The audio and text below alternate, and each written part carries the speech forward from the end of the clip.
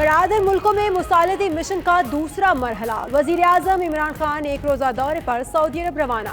वजीर खारजा शाह महमूद कुरैशी भी साथ गए। दफ्तर खारजा के मुताबिक वजीर आजम सऊदी क़यादत के साथ मुलाकात में हालिया दौरा ईरान में होने वाली मुशावरत से आगाह करेंगे। सऊदी क़यादत से मुलाकात में दो तरफा ताल्लुकात और इलाकाई अमूर भी ज़ेर गौर आएंगे।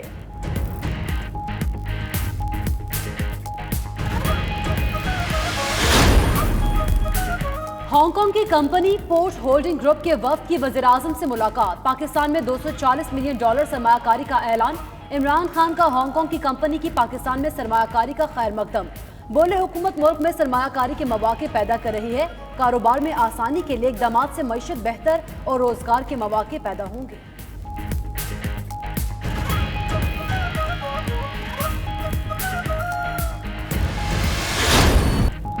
बरतानवी शाही जोड़े की पाकिस्तान में अहम मसरूफियात। शहजादा विलियम और केट मिडल्टन के इस्लामाबाद में सदर आरिफ अलवी और वज़ीर आज़म इमरान खान से मुलाकातें।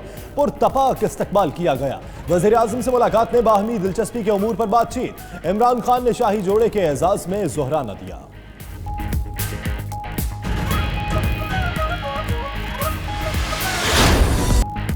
नेशनल पार्क की खूबसूरती शहजादे और अहलिया के दिल को भा गई। मार्गला हिल्स में नदी की सैर की। बरतानवी शाही जोड़े ने मॉडल कॉलेज फॉर गर्ल्स का दौरा भी किया। शहजादा विलियम और केट मिडल्टन बच्चों में घुल मिल गए। पाकिस्तानी लिबास ज़ेब तन किए। केट मिडल्टन ने सबके दिल मोह लिए। शाही जोड़े का चित्राल समेत शिमाली इलाकों का दौरा करेंगे। 17 अक्टूबर को लाहौर भी आएंगे।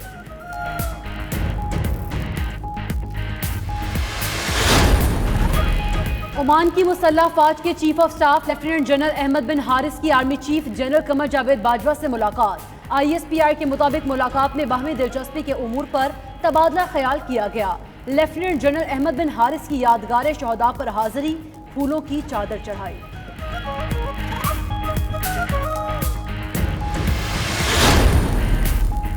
आज़ादी मार्च का मामला। जमीयत उलमा इस्लाम का मुस्लिम लीग नून से राबता। फजलुर रहमान और शहबाज शरीफ के दरमियान 18 अक्टूबर को लाहौर में मुलाकात तय। मुलाकात में आज़ादी मार्च पर हतमी फैसले होंगे। फजलुर रहमान नून लीग के तहफ़्फ़ुज़ात दूर करेंगे।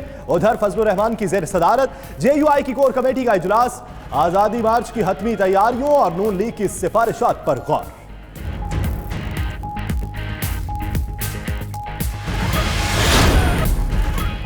मौलाना फजलुर रहमान से राब्ते जारी हैं। 26 तारीख को फाइनल खबर दूंगा। वजीर रेलवे शेख रशीद कहते हैं मौलाना फजलुर रहमान फेस सेविंग चाहते हैं। शहबाज शरीफ विकेट के दोनों तरफ खेल रहे हैं। सियासत में गिरफ्तारियां अहम नहीं होती, उन्हें गिरफ्तार नहीं करना चाहते।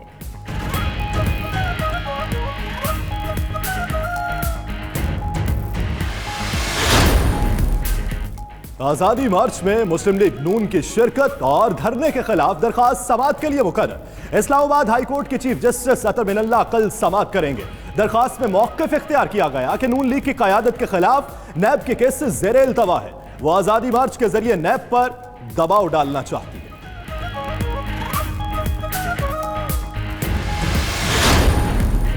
चौधरी शुगर मिल्स केस में नैब की मुश्तरका तहकीकाती टीम की नवाज शरीफ से तफ्तीश। 13 सवालात पूछे। जराये के मुताबिक नवाज शरीफ ने किसी भी सवाल का तसल्ली बख्श जवाब न दिया। सवालात पर हुसैन नवाज, मरियम नवाज, यूसुफ अब्बास से पूछने के जवाब देते रहे।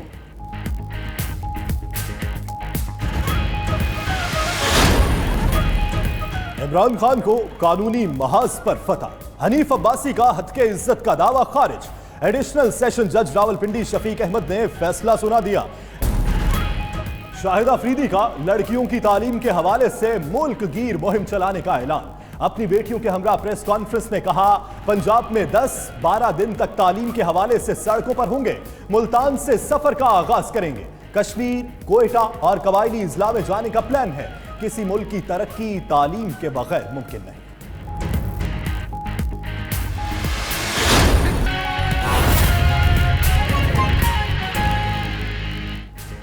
अवाम नौकरियों के लिए हुकूमत की तरफ ना देखें। 1 करोड़ नौकरियों की बात की जा रही है। हम किसी को नौकरी नहीं दे सकते।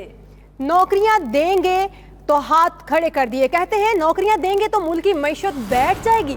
साथ ही 400 इदारे खत्म करने का भी कह दिया। फवाद चौधरी ने बयान के कुछ देर बाद तरदीद भी कर दी। नौकरियों के हवाले से उनका क्या कहना था, आइए आपको दिखाते हैं।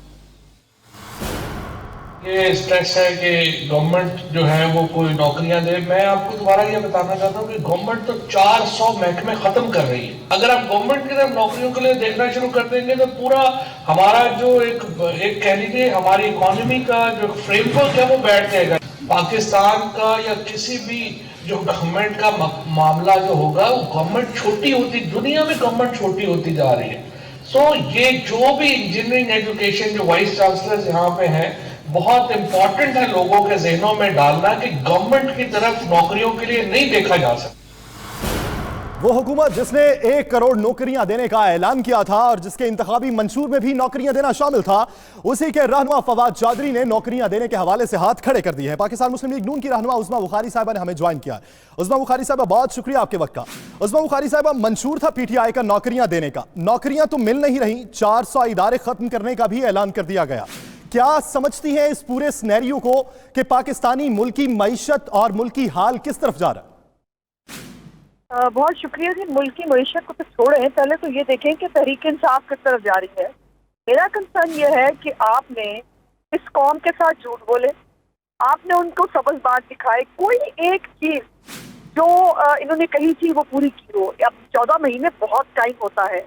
आपने कोई इस्लाहात इदारों में की हो, आपने कोई नए अस्पताल, कोई स्कूल बना लिए हैं, आपने कोई पुलिस रिफॉर्म ले आए हैं, आपने क्या किया क्या है इस मुल्क के अंदर? आपने शिकारी नहीं बना था, वो भी बन गए। आपने खुदकुशी करनी थी, आपने नहीं की। लेकिन अब इसके ऊपर मेरी बड़ी स्ट्रॉन्ग राय है कि ये सरकारी नौकरी फलानी नौकरी, इसकी बात मत करें। जब इन्होंने अनाउंसमेंट किया था, मेरी आपसे गुजारिश होगी कि जरा वो क्लिप भी जरूर चलाइए।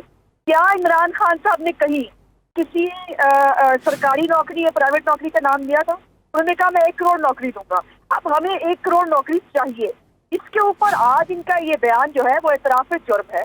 और मैं समझती हूँ कि इमरान खान और उनकी पार्टी सादिक और अमीन, खास तौर पे इमरान खान नहीं रहे, क्योंकि उन्होंने झूठ बोला है इस मुल्क के साथ, उन्होंने 2 नंबरी की है इस मुल्क के साथ, सबज बाग दिखाए हैं आम आदमी को। लेकिन उसमें बुखारी साहिबा, उनका तो ये क्लेम है कि मौजूदा जो मुल्की सूरत हाल है इसका तो बेड़ा गर्क साबिका हुकूमत ने किया था, हमें तो इदारे ही दिवालिया मिले। कमाल है ना, फिर इन्हीं चिमटे में क्यों है? इनको जो हर चीज खराब मिली थी, इनको तो आपको याद है ना, वो मियाँ साहब जाने दो, हमें आने दो, इनको तो बहुत वावेला मचाया हुआ था, हमें आने दो। और पाकिस्तान मुस्लिम लीग नून जो है ना 5.8 पे जीडीपी छोड़ के गई। पाकिस्तान मुस्लिम लीग जो है ना वो उस वक्त जो महंगाई है वो 3% पे थी, जो अब 13% होने जा रही है। तो ये रोना धोना जो है ये नहीं चलेगा। अब आप जो अमाल है इनके, उसका जवाब देना होगा। बकौल इनके वो पता नहीं कितने हजार अरब रुपए की रोज मनी लॉन्ड्रिंग होती थी, अब तो वो नहीं रही ना। अब तो ये सादिक और अमीन आके बैठ गए हैं। अब तो वो तो कहते हैं कि हम मुल्की कर्जे हमने तो बहुत बड़ी तादाद में वापस किए, इसलिए इदारे बहाल नहीं हो सके। नहीं तो कर्जे पाकिस्तान की तारीख का सबसे बड़ा कर्जा 1 साल के अंदर इन्होंने ले लिया है। मुझे ये बताइए, नए पाकिस्तान की कौन सी ईंट लगाई है इन्होंने? कोई एक प्रोजेक्ट हमारी तख्तियों पर तख्तियां लगा के ये अपने आपको ये साबित तो नहीं कर सकते कि कोई एक ईंट जो इन कर्जों से लगाई हो, जो ये पैसे ले रहे हैं वो कहाँ जा रहे हैं? मेरा सवाल ये है कि आपने लोगों को जो वादे किए थे उनमें से कोई एक वादा पूरा करने के काबिल नहीं है। आप झूठे हैं। और ये मुझे कहने में कोई दूसरी राय नहीं है कि इस झूठे आदमी को वजीर आजम की मनसब पे बैठना, इसके लिए मैं समझती हूँ कि ये मनसब के साथ जाती है। और इनको अब इस मौके पर इस तमाम अपनी जो नाकामियां और नालायकियां हैं उनसे कौम से माफी मांगकर हमारी जान छोड़ देनी चाहिए। तो उसमें बुखारी साहब, अगर इस मौजूदा हालात में पाकिस्तान मुस्लिम लीग नून इक्तदार में होती तो क्या उसके रहनुमा की जानिब से भी ऐसा बयान सामने आता कि नौकरियां नहीं दे सकते? देखिए, मेरी गुजारिश है, हमने कोई खुदाई दावा किया ही नहीं था। आप हमारी बातें निकाल के देखिए। हमने जो वादे किए थे हमने पूरे किए। हमने वादा किया था लोड शेडिंग पूरी करेंगे, लोड शेडिंग खत्म करेंगे, हमने कर दी। हमने कहा था दहशतगर्दी खत्म करेंगे, हमने कर दी। हमने कहा हम गुर्बत जो है उसको कम करेंगे, हमने कर दी। हमने ये सब करके दिखाया। जिस IMF के आज भी ये सामने हाथ बांध के खड़े हैं ना, वो IMF प्रोग्राम खत्म होने पर उसकी प्रेसिडेंट जो है वो आकर पाकिस्तान मुस्लिम लीग नून की हुकूमत की तारीफ करके गई। तो ये फैक्ट्स है, इनको ये झुठला नहीं सकते। मुझे छोड़े, हमारे दौर में जब हम पाकिस्तान तरक्की कर रहा था, इकोनॉमिस्ट क्या कह रही थी उस वक्त जो है वो बाकी इंटरनेशनल मूडीज क्या कह रहे थे, इंटरनेशनल जो रैंकिंग है हमारी कहाँ थी, और आज हम कहाँ खड़े हैं कि इस सादिक और अमीन जो नालायक आदमी है, उसने झूठ बोलकर इस मुल्क के साथ जो जुल्म किया है उसका बदला आज ये कौम जो है वो आज उठा रही है। झूठ बोलकर जो वादे किए गए उसका बदला अब आवाम भुगत रही है। बहुत शुक्रिया उस्मा बुखारी साहब इस हवाले से 92 न्यूज का अपना वक्त देने के लिए। इसी से जुड़ी अहम खबर, नौकरियों से मुतालिक बयान पर फवाद चौधरी का ट्वीट, कहा हैरान हूं हर बयान को कैसे सयाको सबाक के बगैर सुर्खी बना दिया जाता है। कहा था नौकरियां हुकूमत नहीं प्राइवेट सेक्टर देता है, हुकूमत ने माहौल पैदा करना है। फवाद चौधरी का पहले बयान सामने आया कि हुकूमत नौकरियां नहीं दे सकती, 400 इदारे भी बंद किए जा रहे हैं। उसी पर फवाद चौधरी की ट्वीट सामने आई है। उनका कहना है कि हैरान हूं हर बयान को कैसे सयाको सबाक के बगैर सुर्खी बना दिया जाता है। कहा था नौकरियां हुकूमत नहीं प्राइवेट सेक्टर देता है, हुकूमत ने माहौल पैदा करना है।